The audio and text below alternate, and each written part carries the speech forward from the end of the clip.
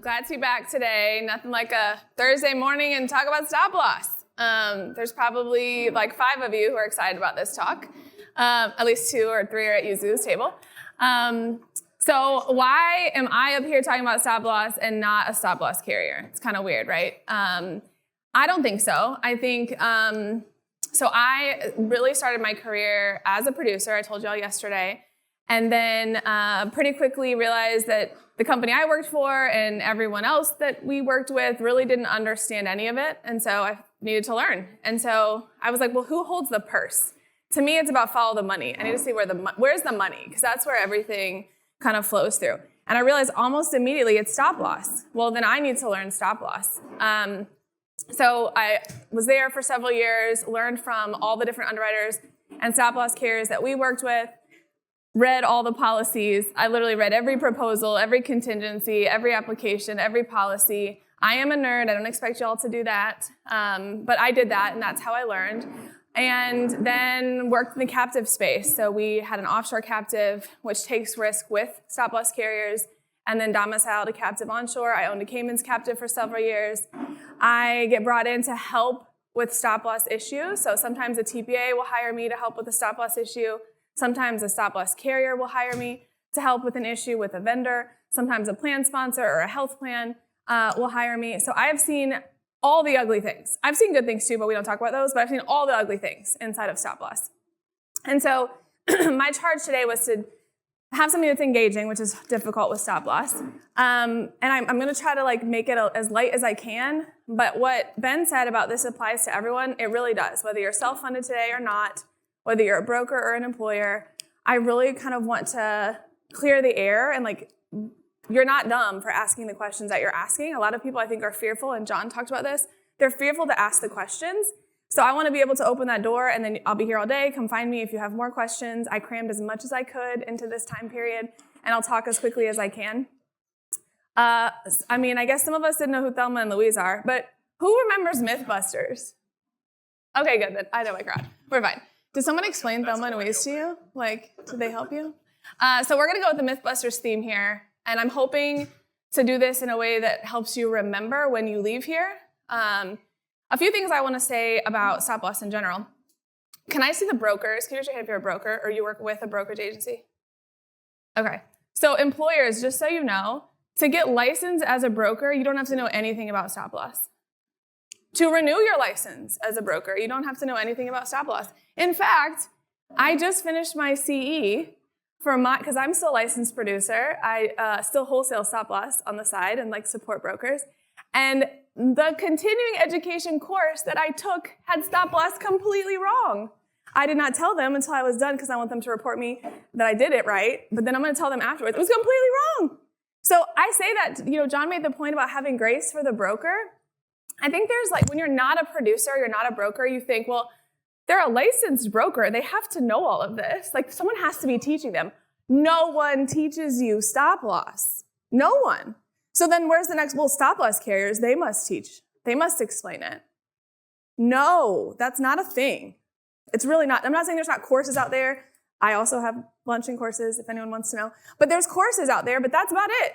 Stop loss carriers, they work with you and they'll help you. But ask self-fund. Even in their early days, you kind of you're winging it. Your broker is teaching themselves and they're learning from the wisdom of the pack, the brokers before them who've done self-funding and learned how stop loss works. There isn't a manual. There is not a ton of information out there. So I want today to be that as much as it can be, and then we'll dig into more specifics. The first myth is that self-funding is the right answer for every employer. You guys might not agree with some of these. Feel free to find me after, and I love a good debate.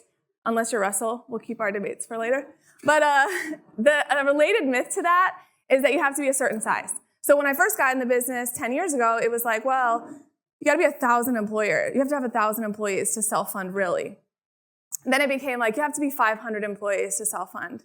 Then it became you have to be at least 100 employees to self-fund. And it's so interesting, the number has just kept changing. So it's kind of 2 sides to the same coin, that self-funding is not a religion, although many of us in the business act like evangelists. I believe in it. It's something I've committed my career to. It's not a religion. But I proselytize about it all the time. But it's not right for everybody. On the reverse side, your size doesn't dictate if it is right or not. So in the spirit of the show, they would take a myth, they would do an experiment, and then they'd have the results. And that's what we're going to do with each of these myths. So scenario 1, I have seen really bad self-funding fits for really large employers. So just because you're big doesn't mean self-funding is the right answer for you. If you jump into self-funding and you or your broker have no real clue what they're doing, and you don't really pay attention to the policy, and you don't make the behavior shifts that John talked about this morning and that a lot of us talked about yesterday, it will fail. It will just fail. And sadly, it's not the stop-loss carrier that failed you, but you're going to leave that experience and go, self-funding was not right for me. Then you tell all your friends, self-funding was not right. And then all of them are going to be very hesitant to self-fund because, well, they were really big and it didn't work for them. So like, I'm smaller. It's definitely not going to work for me. That has way more to do with fit than it has to do with size. I have one example that came to my mind, but there are other examples that all of us who've been in the business could share with you.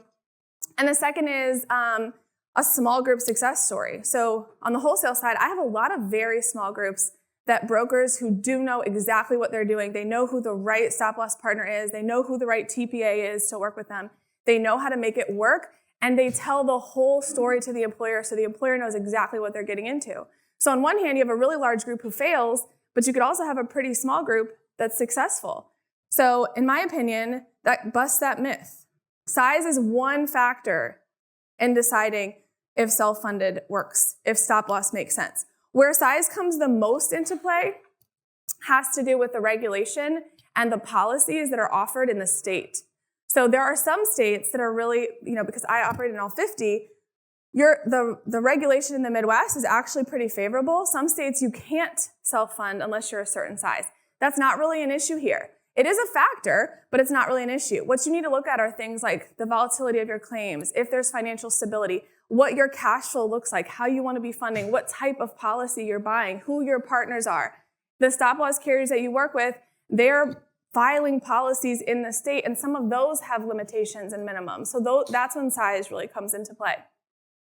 Another, which we'll talk about in a second, another time size comes into play is how much of an HR team or finance team you have to work and support the case. But that doesn't necessarily mean that if you're a small team, you can't do it. Small groups can thrive and large groups can fail if it's not the right conditions. So kind of the takeaway from this is if you're smaller, don't write it off. And if you're bigger, you still have a responsibility to make sure that it's a good fit. Sort of an analogy I'll give you is like shoes. So just because a shoe is really high quality or looks amazing or is a luxury brand, if it's not your size, it's not your size.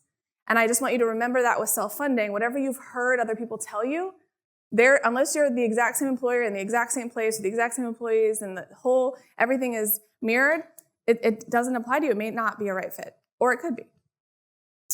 Myth number 2, when you buy stop loss, you're only partially self-funded. This one is a huge pet peeve of mine. I don't get to talk about it very often because most of the industry disagrees with me, but I'm using my platform today to take advantage of this. So a related myth is that stop loss covers everything above the policy deductibles. So I don't know when it started, but it's been at least 5 years. There was this shift away from calling it self-funded and well, you're just partially self-funded. Now, I think it's motivated by what John talked about, this fear that if you do something too progressive as a broker, an employer is going to be like, I can't be self-funded. I could go bankrupt. I can't be completely self-funded. I just need to be like partially self-funded. That's a little more tolerable. And then a similar myth here is that anything above your policy deductibles is covered. I can't remember which of you talked about it, but most stop loss, unless you're on an aggregate only policy, has a specific component and an aggregate component. Specific is capping your liability for each individual member, not employee, not family member. And the aggregate is capping your risk and your liability for the group as a whole. But you still have limits in place. And there's this perception that when you go from fully insured to self-funded, well, anything above those limits is covered. And we're going to kind of test that myth a little bit here. So when you think about fully insured, you think, okay, I pay my premium every month. I get an invoice, I pay my premium, and then the carrier covers everything. Well, technically, the carrier covers everything that's covered, right? There are exclusions, there's things they're not going to cover, there's maximums, there's limitations. We don't talk about them that much, so usually in footnotes, but they cover everything that's covered. The same kind of applies here. So when you are self-funded and you purchase stop loss, you as the employer are essentially, and John said it multiple times, you are the insurance company. You are responsible for all the claims. You have let's say it's a specific and an aggregate policy, you have a specific limit, and you have an aggregate limit. Anything over those limits is covered by the carrier if it's covered. This is the part that people like to skip over. It's so much easier to just say, no, go self-funded, you have stop loss, you'll be fine. Anything over your limits, stop loss has got you. Sort of. I mean, if you follow the rules. I mean, John had a note on the slide about FMLA. It's a great example, and I've seen it time and time again, where if you have a stop loss policy and there's a provision that it covers active at work employees, it's going to cover active at work employees and employees who are on leave that aligns with your policy and your handbook. So what happens if you keep Bill? Was it Bill? I think your example. If Bill stays on the plan, we got you, Bill. Don't worry, you've been with us for so long. Don't worry about FMLA. We're not going to term you and put you on COBRA. Don't we got you because we love you. And most employers are doing that out of the goodness of their hearts, right? But then what happens?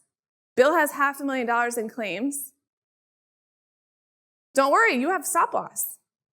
So then the TPA files your stop loss claim and then it gets denied and then you're pissed at your broker. But that has nothing to do with the broker, right? The stop loss policy is going to cover what's covered. So it's really important to think about that when you're self-funded, you are truly self-funding. You are saying, I am taking on the risk of my employers. I am now buying insurance, which is what stop loss is. I am buying insurance to cap my risk for each individual and for the group. But I still have rules to follow. I still have to do the things that I have to do to be compliant with my policy. We'll talk more about how you do that, but there are a few things to consider with this. And this is, you guys remember the Farmers commercial? Like, we know a lot because we've seen a lot. Like, these are all things I've seen major blow-ups happen. And I could probably do a whole presentation on them. So contract basis. This is things like when your policy says a claim is incurred and paid to make it covered. If you pay it outside of those terms, even a day, I can't tell you how many TPAs or clients will say, but it was 2 days later. Like, I don't know what to tell you. I mean, you can try to work with that partner, which we'll talk about in a second. If they're truly a partner, they might work with you, but like, rules are rules. When you're the employer, whatever business you're in, if a customer came to you and tried to do something outside of the bounds of what you sold them, you have a decision to make. Do you want to make an exception or are you going to enforce your rules? Like, there are rules. They're not tricking you. It's in a policy document. Super boring to read, but it's there. Eligibility. Who's eligible to be covered under your plan? Do you know? Have you shared, have you looked at your SPD eligibility rules? Your carrier has. And if you submit something and you say that you don't cover dependent grandchildren, but you have a claim for a dependent grandchild, there's a chance stop loss is going to deny it. Are they the bad guy? Timeliness of payment, active at work, coordination of benefits. These are some examples. I've seen them all. If you ever want to hear horror stories, I'd be happy to share. But there are things that we can learn from this. So here, the myth really is busted. If you're self-funded, you're self-funded. If you buy stop loss, it's wonderful. You've bought a stop loss policy to cap your risk. You're still self-funded, which speaks, again, to this idea that you're an insurance company. You're taking that responsibility. When you hear that you're self-funded and you have stop loss, it's not something to be scared of. I mean, all of us are self-funded when it comes to car insurance. I hope none of us think otherwise, right? You just buy insurance that caps how much you're responsible for. But you're self-funded when it comes to homeowners insurance. You just buy limits. This is no different. This is not this radical concept. You're self-funded and you have a responsibility to be mindful of that and make sure that what you buy from a limit perspective fits what you need, and then you need to know the rules so you can follow them. It's not hard until we don't do it and then it breaks and then we're frustrated, and that is not the broker's fault, right?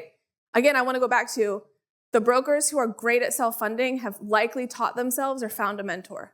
This is not something that they went to school for. Even people who went to school for risk management, they're not learning about stop loss. So have some grace and understand that you guys are in this together. So the truth behind this is that stop loss is really protecting you against catastrophic claims that are covered. You need to know what's covered. Another funny example, most stop loss policies do not cover medical claims related to illegal activity. We wouldn't think about that, right? I've seen a handful. I've seen some really crazy stuff. I could do a whole bloopers version of stop loss. But okay, well, what about something that is illegal in some states, but not illegal in other states?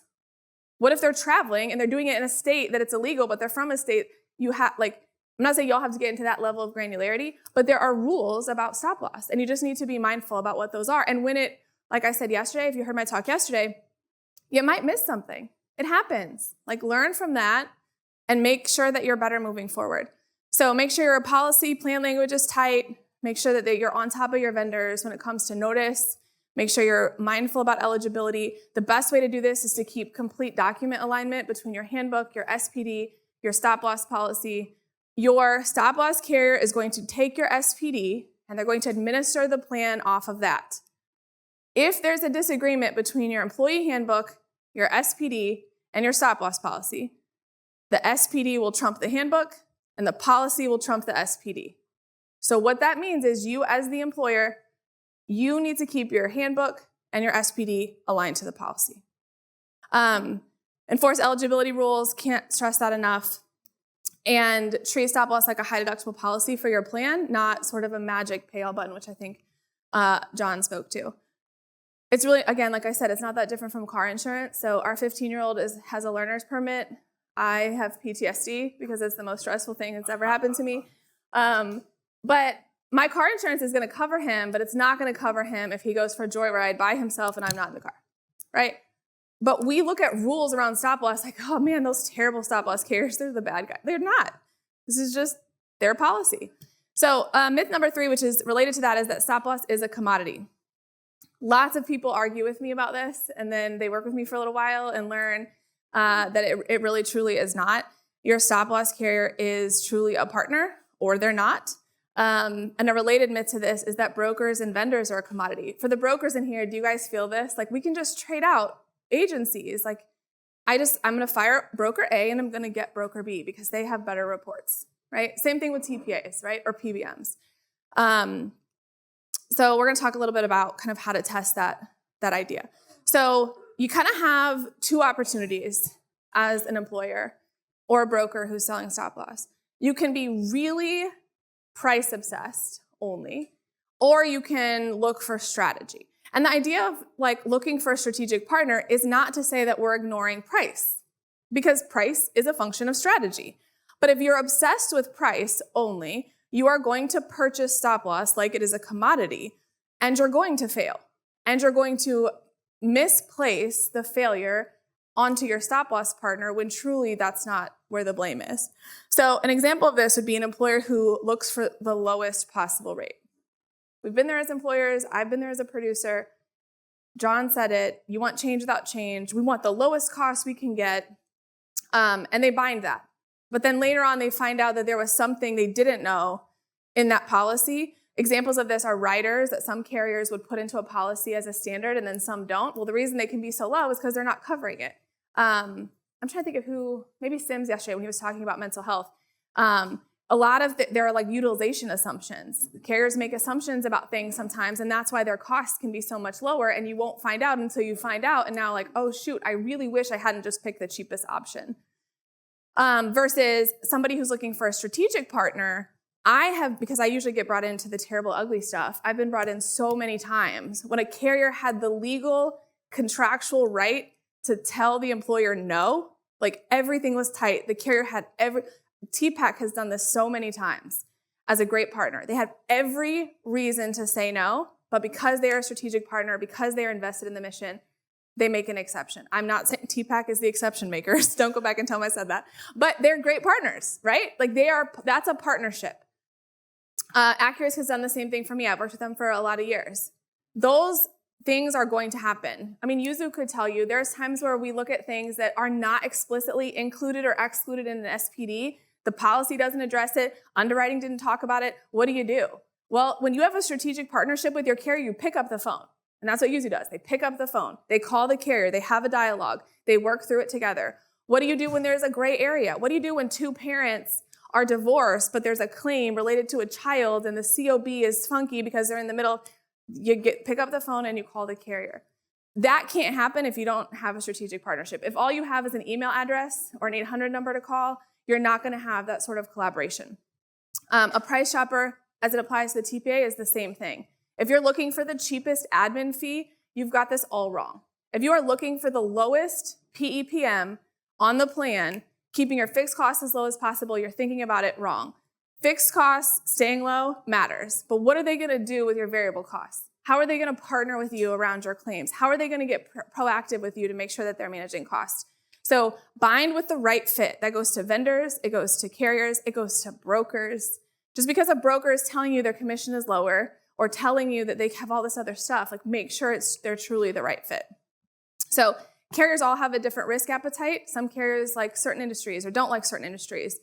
Brokers are the same way. Brokers vary in strategic ability, insight, how much self-funding they've done, how creative they are. We talked yesterday about having a mission vision statement, how well a broker is willing to align with you on that.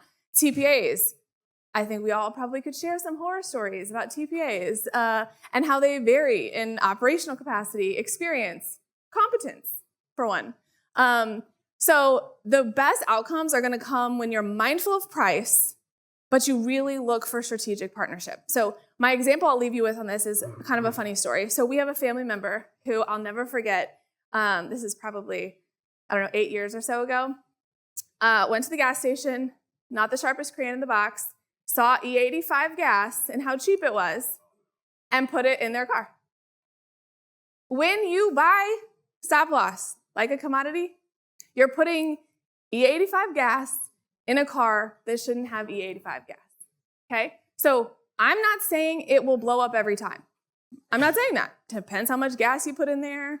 I don't know. But if you go with that mindset that like, well, this is the cheapest, so I'm going with it, I can promise you, you're going to be frustrated at the outcome.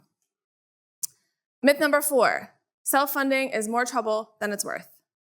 I've heard this so many times. It's so much more complicated. I have to get so involved. I have to review so much more stuff. I'm looking at reports. How do I stay on top of it? What if it fails? It's stressful. There's so much more work. There's more compliance risk.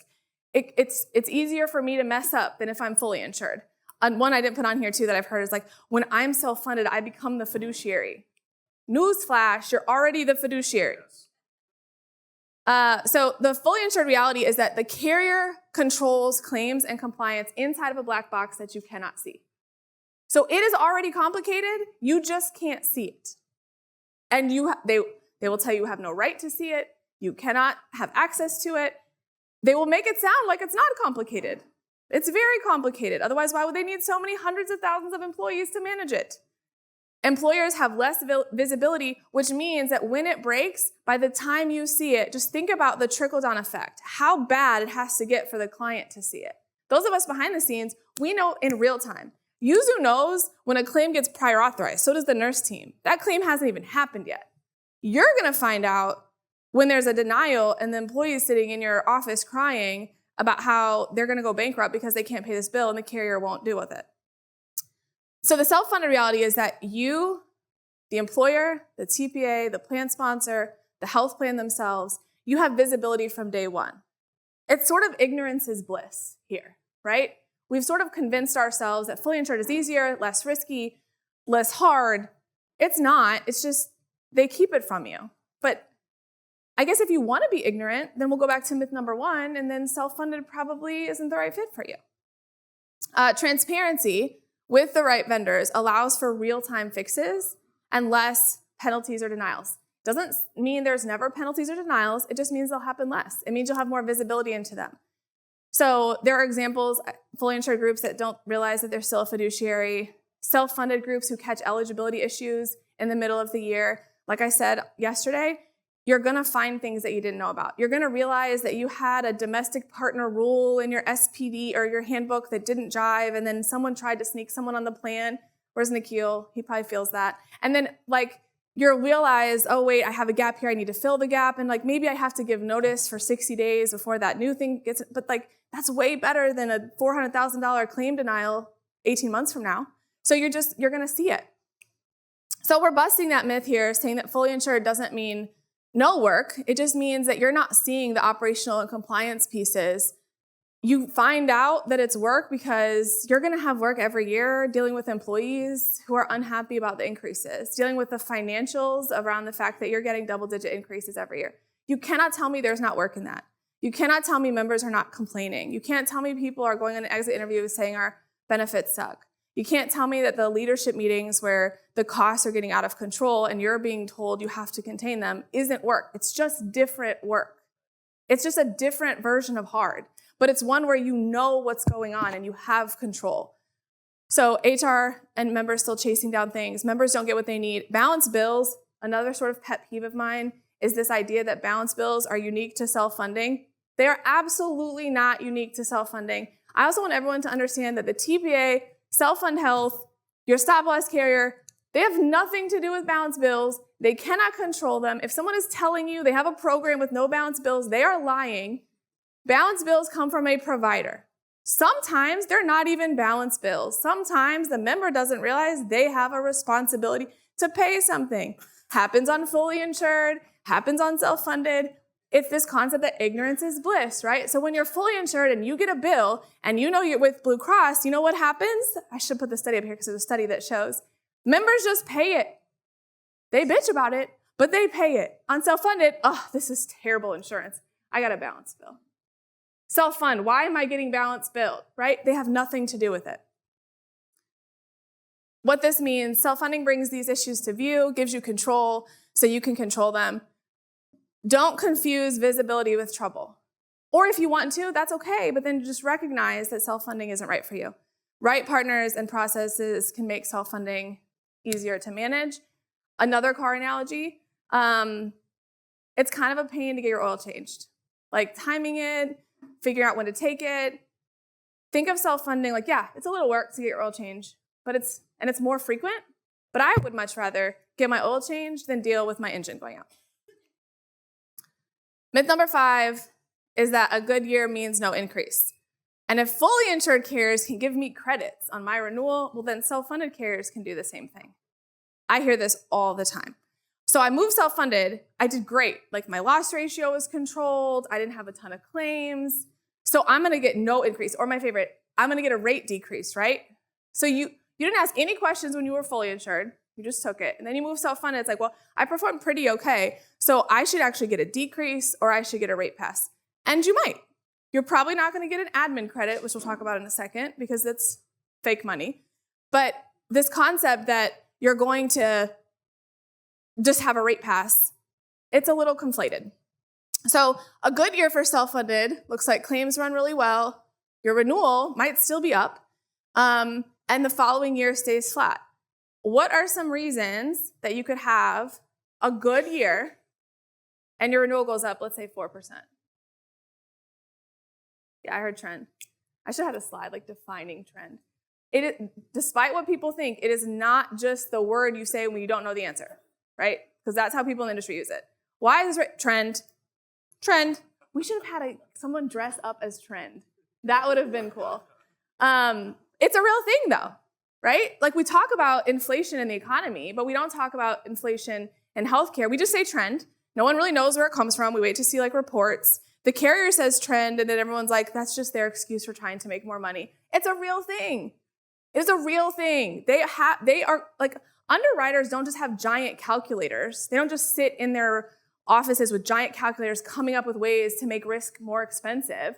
They're looking at data in their systems and actuarially assigning what the cost of things will be. Another thing employers don't think about is your population changing. Is your population aging? Do you have more women than men? Do you have more pregnant age women? Do you have more demographic numbers that are impacting the actual risk? Your population as an employer has a risk number assigned to it. That risk number feeds into how expensive your risk is or isn't. If you are 100 employees with an average of 26-year-old males doing tech, your risk is going to look different than if you are a 100-employee county with an average of 55-year-old female. It's just the reality of how it's going to be.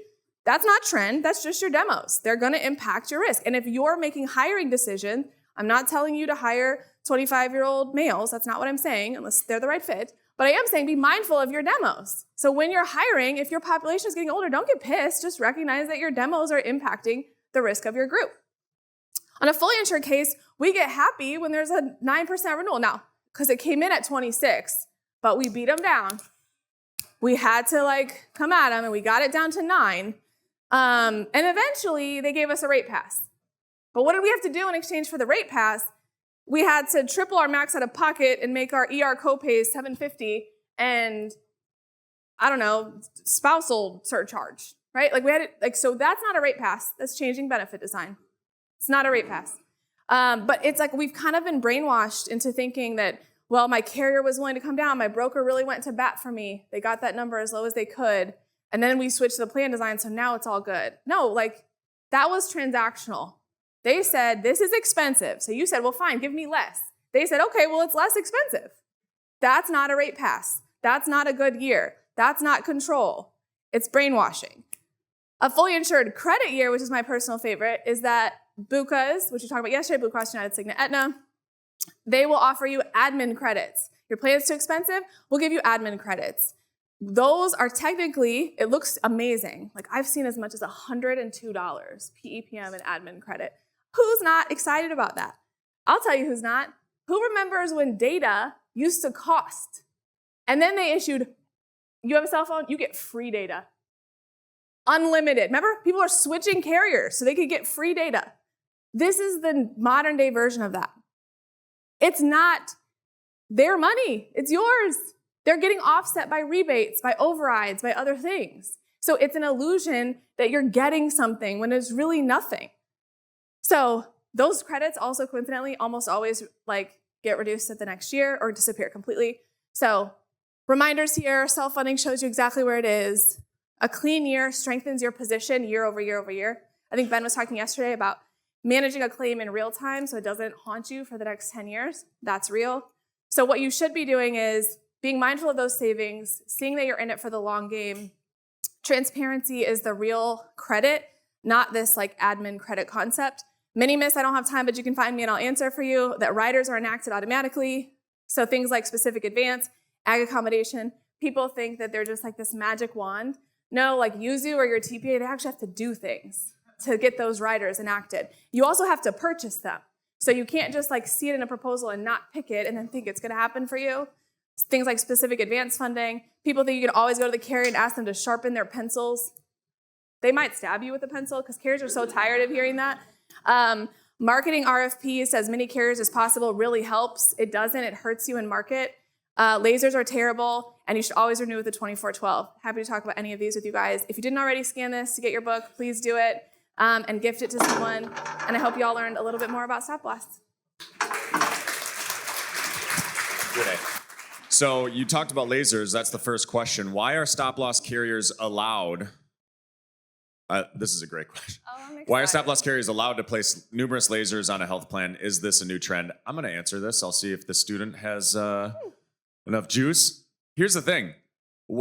Think about it like your workers' comp or your car insurance. A carrier is never going to accept a known risk.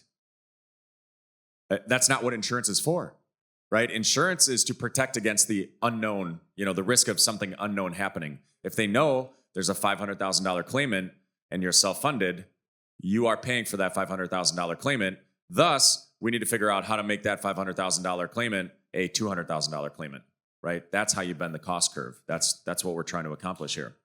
So if a carrier knows about a risk, kind of like what Mad was saying about demographics, like if you have 3 teenage drivers on your car insurance, even if they haven't had accidents, your demographics look pretty risky to the actuaries that are creating these policies, your car insurance policies. Your price is going to go up, right? And the same thing, if they see a lot of cancers, if they see all these things on the plan, an underwriter is not going to accept that risk because the insurance company is not intended to save you money. They're intended to protect against the risk of something happening. That's why you need a great partner for your stop loss. Is that a good answer? Oh, good. So I just want to add a few things to it. Perfectly said. I actually want to flip the whole question though. Why are carriers allowed? I love lasers, personally. So if you ever want to play a game, next time you get a laser, go back to the carrier and say, in lieu of the laser, could we just charge me the premium that we would need to charge if we were going to keep that member at the spec deductible of the rest of the group? Just for illustrative purposes. See how high the premium goes. The premium is going to shoot up, and they're going to love that policy because what's premium? Fixed dollars. What's a laser? Contingent dollars. So a laser just means that your individual liability for that employee is higher. If you're with a program like Self-Fund or doing these creative things, that's a contingent number. It's not a guaranteed number. So we look at lasers all wrong in this industry. We look at them and a lot of times, especially when we're newer to self-funding, and think like, that is so scary. What if I'm responsible for $300,000 for this person?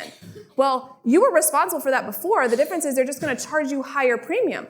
A laser is a gift. So I want you guys to leave and think about lasers like lightsabers, like Star Wars style. And I want you to realize that it's an opportunity for you to say, absolutely, give me low premium, low fixed cost, and now entrust me to manage the risk and claims of that person, because if you do it well, you win. You've paid lower premium, you don't have the expense of the laser, so it's an opportunity. When a carrier does it, it doesn't mean they're a bad partner. It means they're telling you what the risk is and giving you a chance to manage it. All right. We love lasers, apparently. What about laser sharks? I'm sorry, I'll see myself out after this. All right, stop law, or why isn't there, okay, these are more planted questions. Why isn't there a way to just control PBM risk separate from medical? Well, there is. I know who asked that question. She's not slick. So there is, and not just RX risk. So there's ways to do this with a lot of things. You can essentially, when you self-fund, you get opportunities to control what you can control and buy risk for the rest. And that's how you need to look at it. So there's all types of opportunities to carve out certain things from stop loss. There's standalone pharmacy policies where you can buy an RX policy for just pharmacy. I have quite a few of those. There's transplants. So you can decide, hey, look, transplants are so outrageous. I'll carve out transplant coverage from my self-funded plan and purchase that for a low fixed dollar. And then that way a fully insured carrier is covering it. If you're gonna do that, do it when you don't have a transplant coming. Don't look at it when you do. And carriers will give you decrements or reductions in your premium. Cell and gene therapy, there's all kinds of things. If things are not an exclusion and you carve them out, you can purchase other policies to cover those things. Sorry, Another planted some of these questions are getting me up here. Pray tell, what is a laser? Okay. So, I didn't know if it was a joke or not, but well, yeah.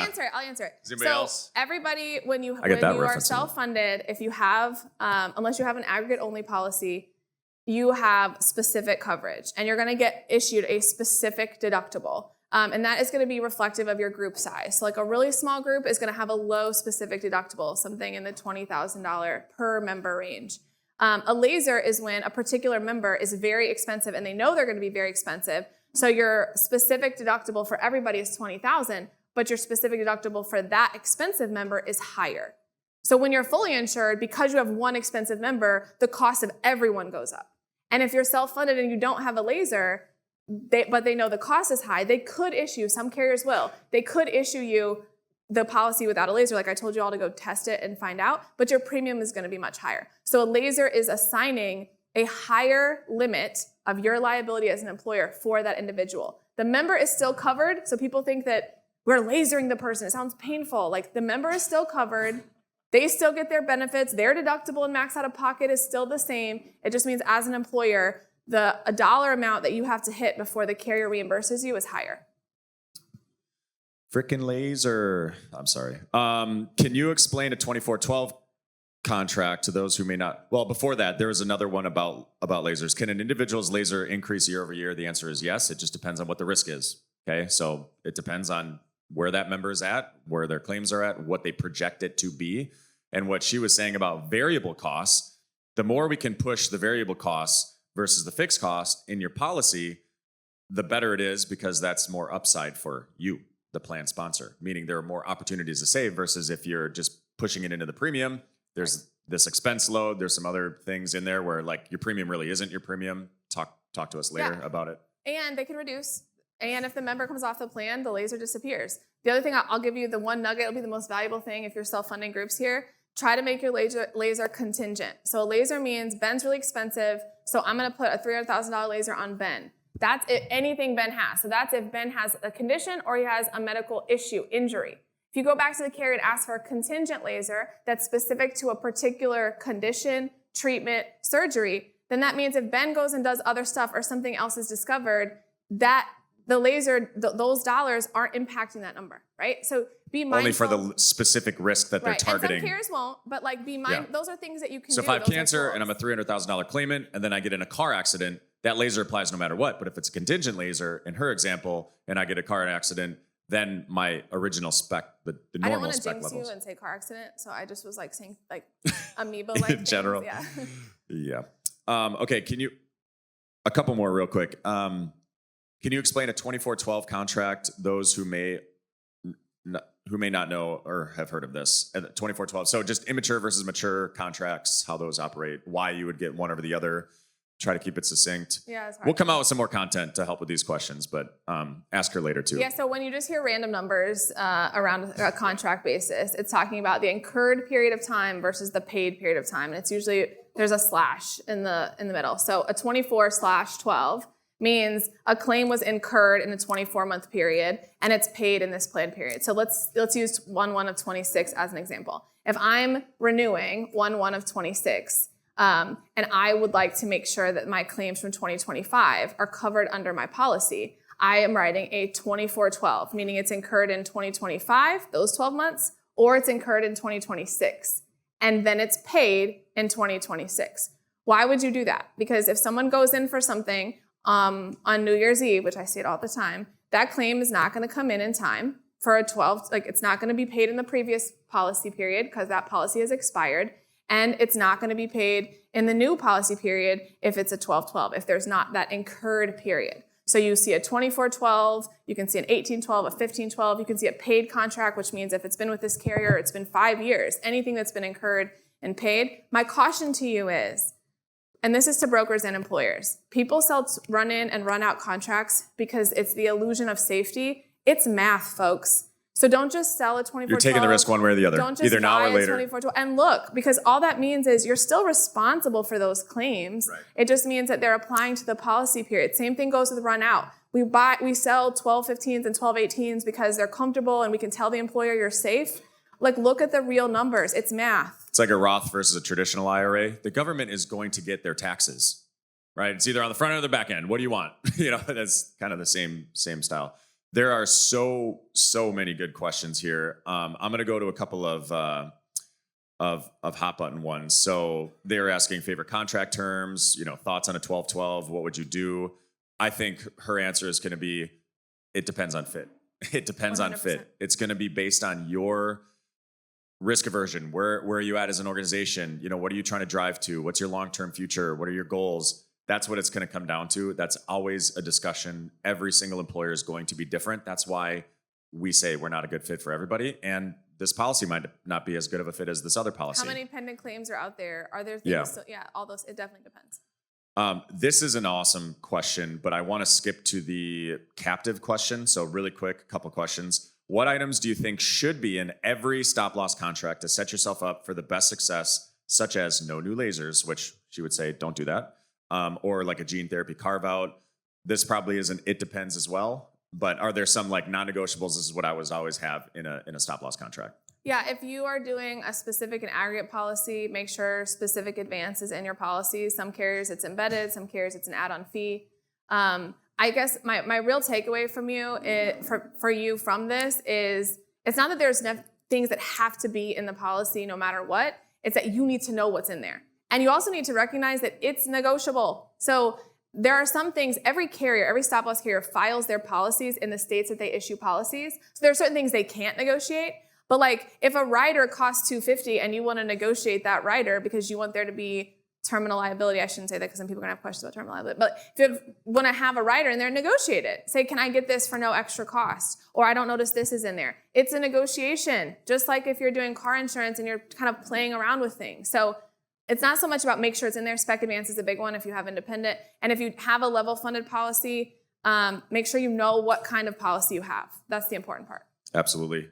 There's a really quick hit. Thoughts on an ASD, aggregating specific deductible. What are your thoughts on them? We love them. Great. Something I love to put them. in there. Only time I want to tell you that an aggregating specific, if you don't know what that is, I'll explain later. But I do really like it when you are using de-identified data. You are coming from fully insured. You know that you have some high-cost members, but you don't know who they are, so a carrier cannot laser them. That makes it tricky, and some of them won't even bind coverage. You can use an aggregating specific as a tool to essentially laser people you can't identify yet to be able to get that really competitive stop loss proposal. Just a quick trick. All right, so we'll do one more and we'll talk about the captives. So basically the question was, what are your thoughts on the captive? I'm gonna pipe in first because I have the microphone, and I would just say that talking on the myth busting theme, right? So what is a captive? It's another form of stop loss.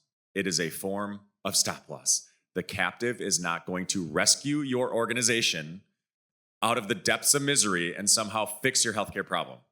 So I'm not saying anybody here believes that, but some of the talk I hear out in the marketplace is that, oh, we're joining a captive and that's going to solve all of our problems. And are captives great? Sure, they're great, right? You need to manage the risk somehow. There needs to be some protection against the unknown happening, and captives are a form of stop loss. Does Self and Health work with captives? Yes. If you're a broker and you have captives, can you use it with our plan? Yes. We don't get paid from the stop loss, right? On our plan, that's part of our alignment. So we don't care what stop loss is in there, so long as it's a good fit and they are a good partner and we are able to have these discussions with them. That's the most important part. Okay? So that's my first little rant on that. Sorry, I don't know why I'm yelling about it, but I'll let you answer it now. So I agree completely. And I think I'm uniquely qualified to answer the question because I owned a captive. I worked with a captive, built one. I've negotiated 16 captive reinsurance treaties, and then I owned one for 4 years. And I will tell you that what pissed me off the most about it is most captives are marketing schemes. That's just the reality of it. I'm not saying they don't manage any risk, but they don't do it for free. Captives aren't nonprofit entities. They're not doing it out of the goodness of their heart. So my real challenge to you is, if you find a captive who's a good fit and that's the only way you can get to the things that you need, and you're not interested in managing the risk or partnering with someone who's already doing that, and a captive makes sense for you, fine. Make sure you read your joinder agreement. Make sure you understand how they're pooling the risk, because most of them will not tell you because they don't have to. But then really you should be able to do, especially after 2 days of this, a lot of this you could do on your own by aligning with the right partners. If you want to go to conferences where everybody's a member of a captive and feels really good with yourselves and has a cool group text, then do a captive. But the reality is most of it is just a bunch of kumbaya marketing hype. I can say that because I owned one and sold it because I was the only one I felt was really trying to curb risk, and I was trying to negotiate with carriers, and people are but we want to have bonfires. I don't know what to tell you. This is risk management.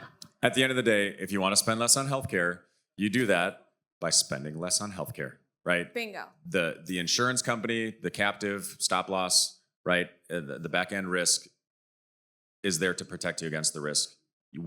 Us all here are responsible for changing the human behavior, consuming healthcare differently. That's what's going to move the needle ultimately.